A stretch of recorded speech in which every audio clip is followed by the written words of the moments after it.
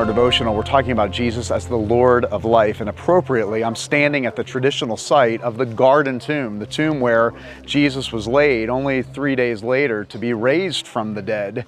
And in John chapter 20, our passage for today, just want to read a few verses from the story and the account of Jesus appearing to Mary Magdalene. It says in verse 11, Mary stood weeping outside the tomb, the garden tomb right there.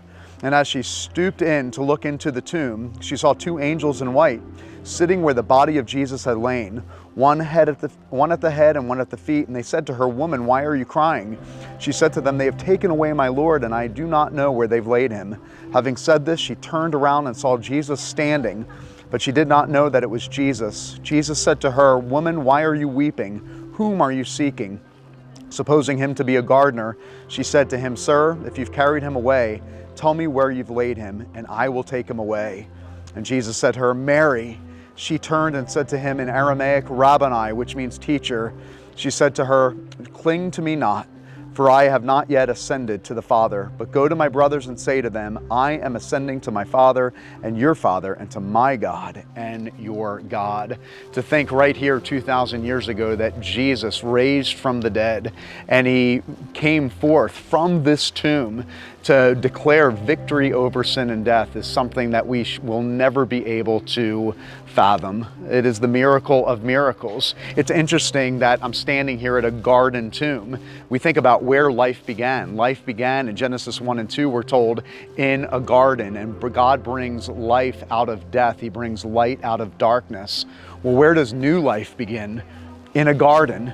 God brings life out of death through the person and work of Jesus Christ. Through his life, his death, and his resurrection, we are able to have new life again. Where the first Adam failed in the garden because of sin, God brings a new Adam, and he brings him back from the dead. For who? For us, for you and for me, for our sin and for our justification.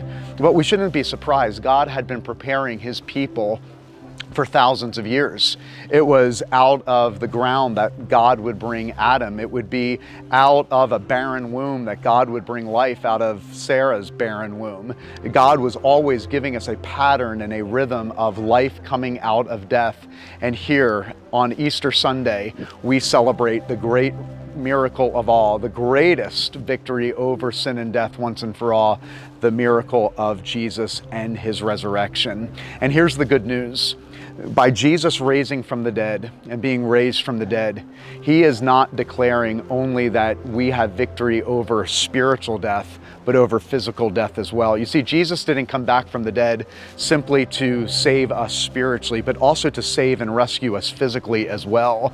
By way of him rising from the dead, physically, he is declaring that the whole world will be made right again, that the whole world will be redeemed and restored, and whoever has faith in Jesus Christ can experience that salvation as well. In fact, the New Testament tells us that Jesus is the first fruit of the new creation, that new creation that we long for one day in the new heavens and the new earth, that Jesus is the first fruits, but that we get to experience that first fruits in a relationship with Jesus Christ. By having faith in Jesus Christ, we can experience new creation. And everywhere we go as the people of God, we bring about resurrection power. We bring about that good news of new creation, that although we don't have it in full, and we won't have it in full until the consummation of the new heavens and the new earth, we can at least give the world a foretaste of that new heavens and that new earth.